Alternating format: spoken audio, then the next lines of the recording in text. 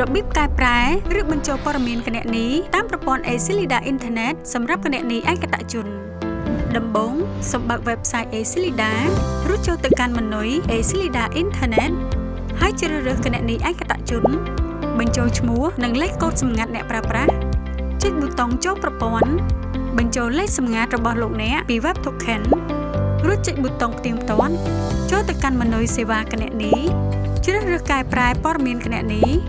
លោកអ្នកអាចចុចកែប្រែឬចុចបន្ថែមសម្រាប់លោកអ្នកចង់បញ្ចូលព័ត៌មានគណនីថ្មី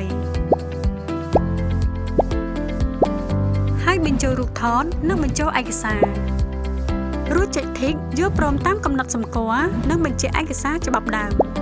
រួចចុចប៊ូតុងដាក់ស្នើទៀងទាត់ប្រតិបត្តិការម្ដងទៀតបន្ទាប់មកចុចប៊ូតុងបញ្ជាក់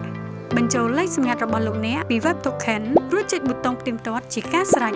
ប្រតិបត្តិការរបស់លោកអ្នកបានរួចរាល់ហើយសូមរងចាំការត្រួតពិនិត្យនិងអនុម័តពីធនាគារសូមអរគុណ Accelida ប្រជាធនាគារដែលលោកអ្នកជឿទុកចិត្ត